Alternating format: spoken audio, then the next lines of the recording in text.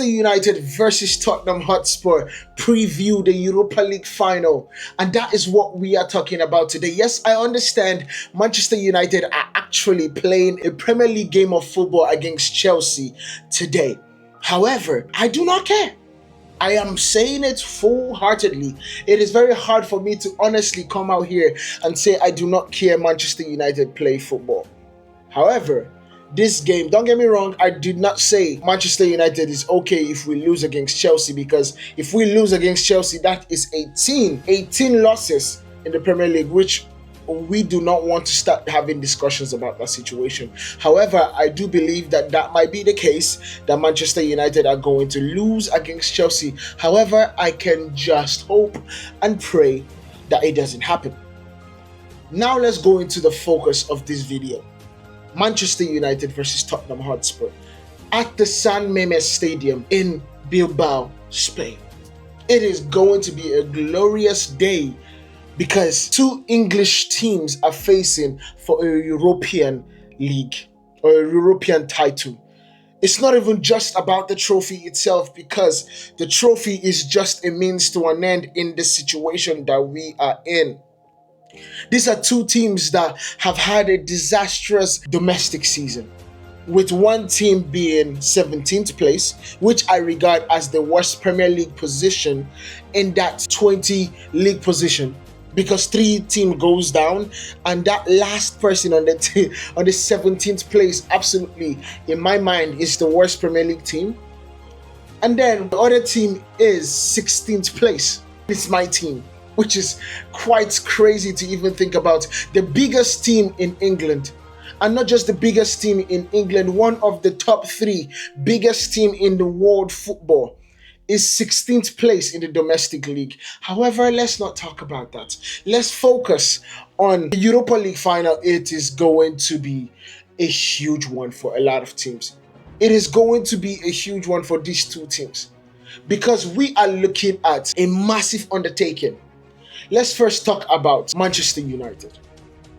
This will be the 3rd Europa League final in the last 8 years. Let me clock that. You guys need to clock it. This is what girls say, I think. You need to clock it. It is, God, Jesus, I just disgusted myself by doing that. However, let's get back to business. This is the 3rd Europa League final in the last 8 years for Manchester United. We won 1, lost 1 against Villarreal, which was so devastating that we basically played 11 penalties and our goalkeeper did not save any, and he then goes on to miss his 11th penalty. However, let's not talk about that. This will mean more than the last previous 2. And I say this because Manchester United are suffering when it comes on heartbreaks. We are losing a culture. Just like what Ruben Amorim said, we are losing the culture of being a big club. Let me take this off. We are losing a culture of being a big club. And we cannot start by losing to Spurs, the team that knows how to bottle trophies and bottle a title run more than any other person. Well, no, it's giving them a run for their money. However, this will be such a devastating loss for Manchester United. It truly would. Manchester United won the competition in 2017, but suffered a heartbreaking loss against Villarreal in 2021. Under Ruben Amorim, United have had a disastrous domestic season, and that is something that nobody is coming out here to actually sit and understand. Sitting currently in the 16th place in the Premier League, but Manchester United remain unbeaten in the Europa League season, securing their spot to the final, especially after we demolished, and I say this, we demolished Athletic Club to get to the final. So this situation has to be the moment for Manchester United to start turning the Titanic.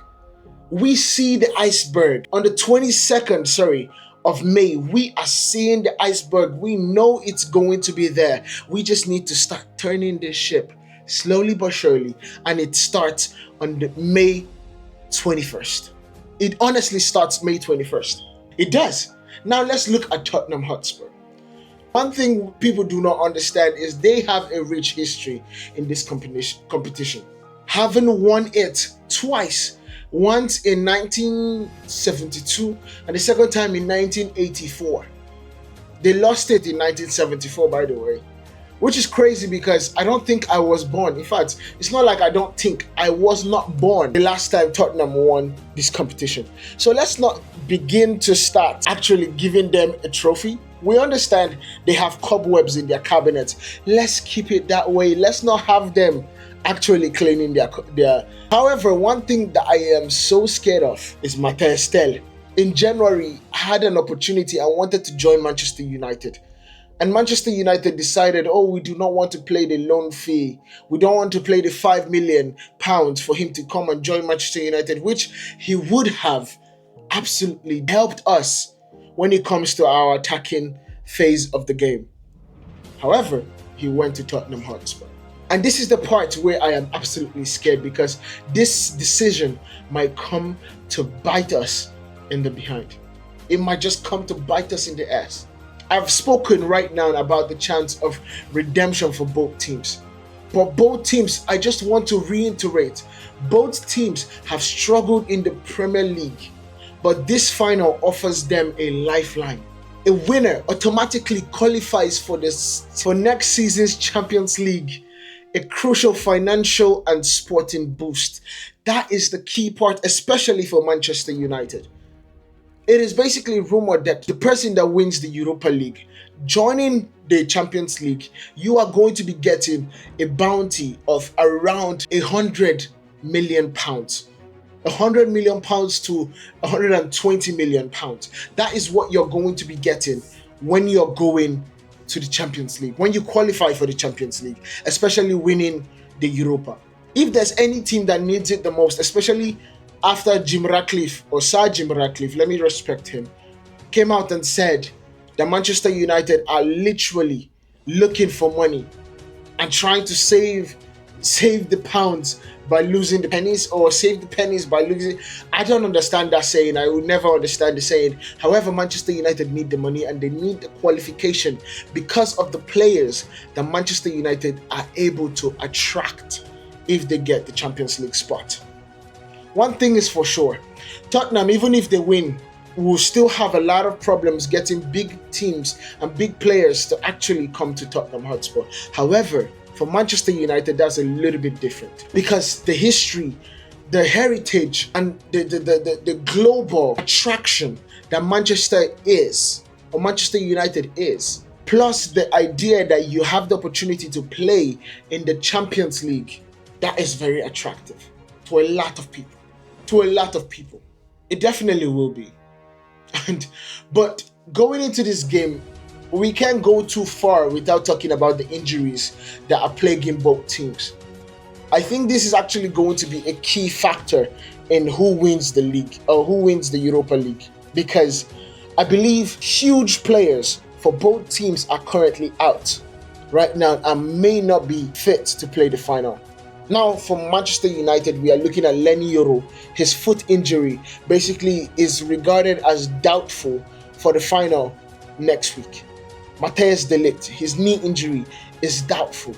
Diogo Dalot, muscle injury, he's fighting to be fit. Just like what Ruben Amorim said, he really wants to be fit. However, if he doesn't make training this weekend and Monday, I don't think he's going to be fit for Wednesday. Lisandro Martinez, long-term injury, he's definitely going to be out. Nusel Mazarawi, the injury right now is unspecified. However, the way things are going, I believe he's actually going to make it, because the interviews we have been watching today basically says, yeah, he's good to go. So basically gives us the likes of Harry Maguire, Victor Lindelof, Johnny Evans, Luke Shaw, Mazarawi, maybe Leny Yoro, and the key part, I believe Aiden Heaven is actually on the list for Europa League, so he has the opportunity to play in the finals. Now, do I think that that's a smart idea? Not really. But the best part about this situation is that our defense has been able to be reshuffled and still have defensive solidity And the best part about this injury list, which there's really no good part about your players being injured, however, is the fact that our attacking front only lacks Joshua Zirkzee, which, gosh, I wish he was going to be playing this game because of how he brings and what he brings to this team. Now for Tottenham Hotspur, it's a big one because I believe Tottenham Hotspur are actually going to be really hampered based on their injuries, because how they play, how Tottenham play is solely dependent on these players that are injured. First things first, Dejan Kulusevski, knee injury. He just had surgery like 2 days ago. He's going to be out for months. There's no way he's coming back. He had an opportunity to come back. However, playing over the weekend, he got subbed off, I think, in the 20th second, and then they subbed him off for Mikey Moore, and that's definitely his season right there. James Maddison, knee injury. He's definitely out for the season. Those are two of the best creative players for Tottenham Hotspur. And then you look at Lucas Bergvall, ankle injury. He's not going to make it. I don't believe so. Radu Draguzin, ACL, he's out. Timo Werner, hamstring, out. So these are the players, apart from Timo Werner, because Timo Werner has not really contributed much this season. However, the rest of those players are so important to Tottenham Hotspur and how they play that it might just be a different system. However, we all know that, and I say however too much, and I need to absolutely get that under control, but we all know that Ange Postecoglou is not a man that changes his system. He's going to play the high line. He's going to play the full out press. He's going to play a full Gengen press that is not really Gengen. That's the problem. And so Manchester United have so much. After losing 3 times this season to this team, if we lose the 4th time, it would just be daft in my mind, because why can't you not figure out how this person is beating you 4 times in a row? It is not like the El Clasico where Barcelona are just superior to Real Madrid. It is Spurs against Manchester United. It is Spurs. They always do Spursy things. So it has to be. It has to be of the Titanic turning. It has to be a moment of Jack actually being on the door of the boat. I never watched Titanic, so guys, don't blame me if I actually get this analogy wrong. However, Manchester United need to win this game. Now we look at the head-to-head. In the last 5 matches, in February the 17th, 2025, I believe, Manchester United lost to Tottenham 1-0. December, we lost 4-3. We lost the game 3-0. It is crazy to even think about it, because we drew, I think the last time, yes, we drew in 2024, January 15th, if I'm not mistaken. And we lost again in 2023. So out of the last 5 meetings, Spurs have defeated Manchester United 3 times. Manchester United have failed to defeat Spurs since 2022. This is mind-blowing.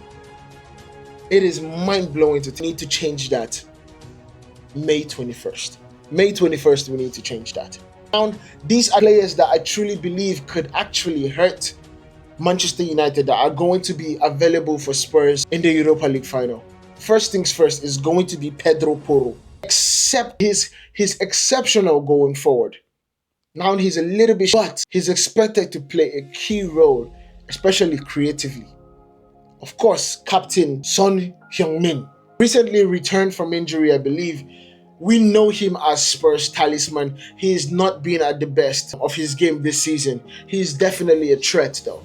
He's always going to be a threat. Someone of that quality is definitely always going to be a threat. And then we're going to see in his defensive anchors is going to be Christian Romero and Mickey van der Ven.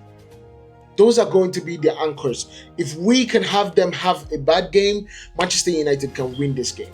But in the midfield, because of the lack of Kulusevski and Maddison, we are going to be seeing Yves Basuma, Pape Matar,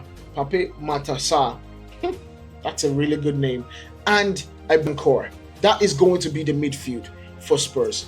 But for Manchester United, we are going to be looking at key players for Manchester United in this situation. We can't go any further by saying Bruno Fernandes. the creative force, the captain, the best Manchester United. He is always there to be counted when they need a big game. Second is Casemiro. Casemiro is somebody that is not going to be having the headlines. However, in Europe, we have realized that experience in these situations is such an invaluable commodity that Casemiro is probably one of the first two names on the team sheet. And then third, the star boy himself, Amad Diallo, returned from injury at a crucial moment where Manchester absolutely needed him. He has always been the spark when it comes to going forward. He's very hardworking going backwards too. Understands how to carry the ball, how to literally create football for Manchester United to actually play. Fourth, but not the last one, Mason Mount. We have seen Mason Mount get a run of games that has seen him, I think, score 3 goals within 3 games. Hopefully, he can continue that streak next week. And last but not least, slabhead himself, Harry Maguire, a slabhead, a defensive leader. We need these players to absolutely do a big one. If these players consistently play their roles and play it at a high level, I believe Manchester United walk out there with £120 million and a shiny new European trophy. I cannot wait to see it. I cannot wait to celebrate. However, I will be celebrating with my hat down because it is not a moment to actually be happy about. Especially because the season would have been an absolutely shambles, but it would have been one of the most underrated, not even underrated.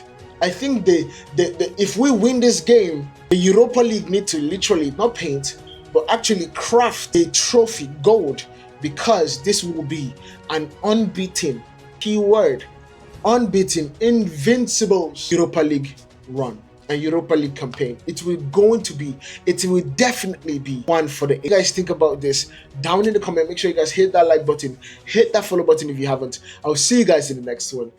Peace.